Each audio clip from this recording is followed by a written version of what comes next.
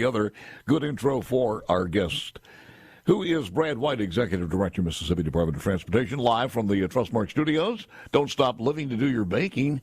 Easily manage your money whenever, wherever you want to with something called My Trustmark Mobile Banking. Enroll today at trustmark.com. Trustmark, people you trust. Advice that works. Member FDIC. Good morning, Brad. How are you, sir? Good morning. Good to be with you. What a day. What a day yesterday we thought, okay, what else could be monumental? Because last session was pretty monumental. And then yesterday we get the 1725, and who knows what else is going to happen by the end of this 4-month session. I know one of the things you and I talked about is we needed something, some patchwork to put together as far as funding is concerned. And I'll let you explain this, but I think we got, 3 bills out there that address this? I know of 3 that Chairman Hobson, Chairman Branning, and Chairman Lamar in the House have that would provide new sources of revenue for the department. Are they all similar, or are they different in some ways? They're different trays. Chairman Lamar's deals more with the lottery, revamping it to where instead of $80 million, 80% would go to the roads and bridges of the state. Over in the Senate, Chairman Branning has a diversion of use tax as well as some gaming tax or gaming revenue that has been unobligated in the past that would be devoted to both capacity and maintenance. And then is that a recurring amount of money? That would be, all of this would be recurring, which is what we need. I mean, the problem is people need to realize that what we do at the Department of Transportation is we run a reimbursement program. We have to put our state funds up in order to receive the federal dollars back in the way of a reimbursement once the Federal Highway Administration has determined that we've built things to their standards and we followed their regulation. So our federal dollars, it doesn't come here and just sit in a bank account for us to spend. I mean, we have to spend the state funds first. We receive that back, and so we run a reimbursement program throughout. So having a consistent, reliable stream of state revenue is vital to the overall system. It's vital to being able to tap into all the federal money that may be available. It's vital to us being able to do the maintenance work on the existing system as well as try to plan into the future. And because of the federal dollars that are tied in, we do have metrics that we're required to hit in the way of trying to maintain the current investment that taxpayers have. And the reason that you've got traffic issues around Mississippi now, whether it's in DeSoto County on I-55, whether it was Rankin County a few years ago and on 49, areas on the coast, Metro Jackson, is because about 12, 15 years ago, the commission had to stop the program that was designed to address those needs and to continue to build out our system, looking 20 years into the future at traffic projections, and try to have a system that was being proactive rather than reactive with regard to where we thought the traffic growth and all was going to be. And they had to stop that program in order to put all the money over into the rehabilitation and maintenance of the current system. Now, luckily, we received $1 billion extra in the last reauthorization, which will be paid out over 5 years by Congress with the Federal Highway Administration.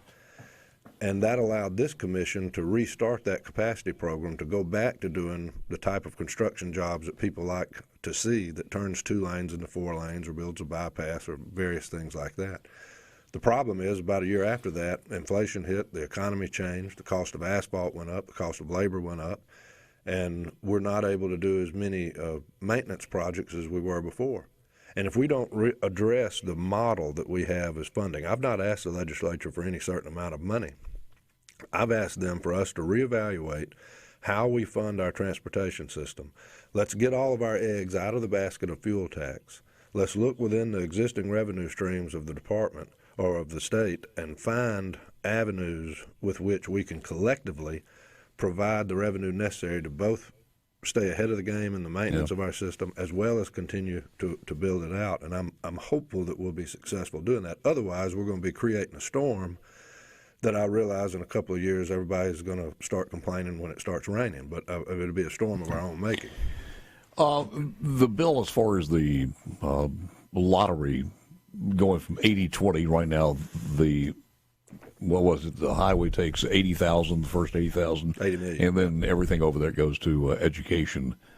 And what this bill basically says, it'll be an 80-20. 80% of the money comes in from lottery will go to the highways and 20% afterwards. Do we have any idea how much that will change? Or last year that would have meant an extra $25 million for the department. Okay, so it's not that lopsided, just an extra $25 million. Right, and the lottery continues to grow. I mean, the sense behind that bill is it's not designed to give MDOT more and education less. It's designed to try to keep that split about where they thought it would be when they began the lottery. So as the lottery grows, I mean, education's not going to lose money. I think we both would benefit from being able to do that. But theoretically, it could be a little bit later on, 2 years from now, 80 million for roads and 80 million for education. I mean, in the way it's set up now, that's isn't right. it? You know, and we remind people, William. And you got to have buses, got to have roads to go to school on. That's absolutely right. Every time we have to shut down a bridge to do construction or something like that, some of the first calls we get are from school districts that are having to reroute school buses around. Well, it was a good political move also to throw education in there when we initially had to get over the hoop and do this, and we understand that. But now, because of the success of that thing, that's one of the avenues that we need to take a look at. When you talk about gas taxes, there's no changes in the gas taxes in these bills, though, is it? No, it doesn't address that, which I think is smart. I mean, I think that it should be our first goal to try to fund the core functions of government without raising taxes, and try to do that within and I know that the legislature has a set finite amount of resources to give out, and they've got a lot of 800-pound gorillas in the room that are needing those resources. But I think that when you sit down and start prioritizing, what are the services that government gives to the taxpayers that they expect? And our taxpayers expect to be able to drive from point A to point B on a good road if they're going to be paying the taxes that's supposed to go to providing that. So I think that this is something that most everybody would agree on. Every conversation I have, I'm probably one of the few agency heads that talk with every member of the legislature, because every member of the legislature has some project in their area that's important to them and important to their constituents. Well, and also something that we don't hear a lot of, the quickness to market and readiness to market, and that when companies come in, they want to see what your infrastructure looks like. That's one of the key things. Absolutely, and that's, I was very pleased with the governor's state of the state. He touched on that. He's done a great job in bringing in industry to the state since he's been in office as governor. And he's seen that firsthand, that when you go to the negotiating table, that's one of the first things they want to know. How am I going to get my goods in and out from the facility? How am I going to get my people in and out from the facility? Well, that's true for everything in market, from a farmer to a widgets maker. Trent Lott used to say when he was in the U.S. Senate and served on transportation, if they can't get here, they're not coming. And so you have to build out a system. Sounds like he was having lunch with Yogi Berra. Is the rail system under the domain of the Department of Transportation? We do have we have a rails division that deals with inspections of the rail lines. We deal a lot with from a safety standpoint. Ports? The ports the same way, airports. The legislature created last year a new multimodal fund that they put $30 million in, that we're working with these various modes outside of highways to try to leverage federal money that's available to make improvements on our short line railroads and airports and water ports and waterways. So it's a good fund, and we forget that we are the Department of Transportation, not the old highway department. Well, I'm all my years up in the Mississippi Delta, growing up there too, we always envied the Jackson area because it seemed like all the attention was there. And then I realized the attention was there because that's where the growth area was, and that's where it was needed. And now you go back and you take a look at it, and it's so many different areas. You talk about the Gluckstadt area. I mean, the traffic here is just unbelievable. You talk about places up in DeSoto County, some places in a lot of the Jackson metro area. Well, I-20 it's over just in the Warren growth County. area. Yes. Sure. I mean, we have to be able to continue to modify in a positive way our transportation system to keep up with traffic projections. As I said, the Federal Highway Administration would prefer that we look at projections 20 years into the future and try to stay ahead of all of that. But because of a funding issue, like I said, years ago, the commission had to stop that program in order to just try to make ends meet on the maintenance of the system. And if we have to do that again, I don't know that we'll ever overcome the falling behind in the advancement of our system. Got to tell you, when the week off last week, I had some family time and was through the Memphis area, and that was, is it I-69 or I-2? What is I-69 and 269. I-69. Yeah. That was the first time I took that to bypass that whole area around 40 where, you got a better chance of getting into a wreck there than I think anywhere in the Mid-South. It's just a horrendous stretch of road. And, man, that was a nice way to get out of there. That was the first time I was on it. As I said, taxpayers expect to receive that service from the government. And we hope to continue to be able to build it. We got more coming up with Brad White, Executive Director, Mississippi Department of Transportation. In the studio, it's Brad White. The Senate comes in at 10 o'clock this morning, the House at 2 p.m. this afternoon. NASA Stennis Day at the Capitol is 8 o'clock this morning, so it is on the first floor of the rotunda. Just wanted to mention that. Somebody asked in Etowamba, Bob in Etowamba, how are highway funds divided among the 3 districts in the state? How long do we have here? Well, we're required by the feds. It's completely data driven. So every year, all the interstates are driven with a team of our research people as well as Federal Highway, and they evaluate the pavement. They do it every other year on all the 4-lane and 2-lane highways. It was just done in 2023. And a program is then developed out based on needs and based on that data. So if you looked at our budget on an annual basis, one year one district may look like it had more than another because of that. But if you pull it out over a 10-year period, it's funny that it all ends up almost being a third, evenly distributed around the state.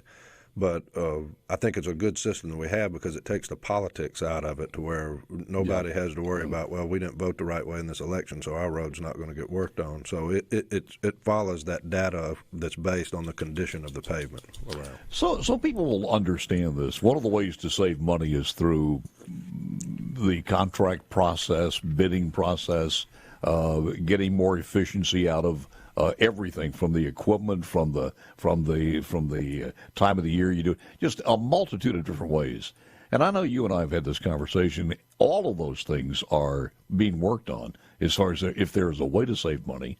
We're doing it or trying to do it. Yeah, absolutely. And one of the things that we're working with the legislature this year, and the House passed this bill out on a unanimous vote of those present, is to expand our authority on how we deliver projects. So we're calling our alternative delivery bill. And it basically will give us another tool in the toolbox that allows us on these projects that would qualify to basically mitigate the risk on the front end. You bring in the contractor, you bring in the design people, and you're able to work out some of the things that you may get into later that allows you to mitigate that risk, which means you cut out a lot of the costs that may incur later. You shorten the time frame of trying to deliver the project and finish that. And it's just something that makes common sense. And Was that a learning process on Highway 49? Somewhat, but Yes. we're doing like the progressive design build on this Marshall County economic development project that the governor got, that where we're helping build out an interchange and some advancements to the roadway there, and it will make us more efficient. Other states around the country have already been utilizing this, and so we're excited that the legislature is seeing fit, it appears, to expand our ability to use more efficient methods in delivering for the taxpayer. What comes into the decision when somebody like Buc-ee's comes in such a big project that it actually dictates need to change on the interstate system? How does that work out? I mean, you enter into a negotiation. A lot of the developers put forth a lot of that money. In this case, I think Harrison County, a lot of the local governments were participating in a lot of that. That's not something that's coming necessarily out of our programmatic dollars. But around the state, you have people that come in, and when a big development is happening, they participate in what would be necessary in order to expand the system there to accommodate the new traffic there, just because we don't have the resources to react to that all the time. So it's a partnership that we do, and it seems to work. Governor Reeves made the transportation program that was it last year, year before, or last session before last, when he, I think it was last session, wasn't it? When he put together all of those projects that needed to be done? Well, what he did is he took our 3-year plan and he proposed to the legislature, and they saw fit to do this, that if we're going to do one-time money, Let's spend it on these one-time expenses. Let's go to the projects that are about to be ready to be built, but the resources aren't there to build them, and let's go on and put the money on building them and get them out of the way. Because again, we run a reimbursement program, so we want to be able to cash flow these projects ideally. So with one-time money, that does no good for us in the long run. So that's what we did last year. Was the legislature gave us about $460 million of one-time money to build out projects, but that's not going to help us in the years to come. So that's why we're trying to get a new model. Short time is wonderful. I know when I saw that, I thought that's the difference between a conservative ideology and liberalism, because this one, in true terms, it's let's find out which ones were shovel ready and do them with the money we have. And in the previous administration, shovel ready didn't mean the same thing. So look, I've been very pleased with the way the legislature and the governor have worked with us, because nobody's tried to get in and make this political. Everybody's tried to follow the data. Everybody's tried to make sure that we weren't spending good money after bad. And that's made it a lot easier, and it makes it to where we can defend what we're doing on behalf of the taxpayer. I read something that's been quite a while ago, but some of the roads in the state of Mississippi, certainly coming in and out, I know when we traveled a little bit last week, the roads in our state are in pretty good conditions in a lot of places. There's a need there in certain segments, but when compared to some of the stuff in other states, and I was reading an article in Tennessee and Arkansas, and certainly in Louisiana, man, once you leave our state and hit their state, I'm not sure it's going to be that same way all across, but it just seems like we're one of the better states of keeping it up and maintaining it, but it'll fall fast if we don't keep doing that. Yeah, and it requires reoccurring revenue. It's something that it's something that you never finish. You know, I mean, the taxpayers have an asset of highways and bridges in this state that are valued at $66 billion. That's almost 32,000 miles of highway. And it takes reoccurring revenue to be able to stay ahead of the curve, and not only trying to keep it in good condition, but also trying to build out for the future and make sure that we can accommodate the traffic. And the thing that people have to remember is we can't create our own revenue at the Department of Transportation. Everything we get is something that the legislature at some point in the past has determined to divert to us in the way of reoccurring revenue to pay out this program. The fuel tax, the lottery money, the fees on electric and hybrid vehicles, all of those are things that the legislature in the past, recognizing the type of program we have to run in conjunction with the Fed, requires reoccurring revenue, and they've provided that. The lieutenant governor was on with me the other day, and we were talking about this. He said he has an aversion to diversion. I thought, well, I don't understand that. When I figured my pay grade wasn't up to his. But just about everything we get is a diversion one way or the other, isn't it? I mean, I don't know how you provide reoccurring revenue to a construction program without setting up some type of dedicated stream of revenue. And, I mean, that's what the legislature did however many decades ago with the fuel tax. It's a diversion. They chose that in order to run the federal program and to be able to run the reimbursement program we've got to take advantage of federal money, that they have to dedicate a stream of revenue to it, and they chose the fuel tax to do that. Thank you, because I couldn't figure that one out myself, and I thought, well, you'd have to have selective indignation on certain ones, and I'm not sure, but they all seem to be the same thing, and you got to have it one way or the other. Yeah. And like I say, this is the bottom line is this is a core function of government. It's something the taxpayers expect.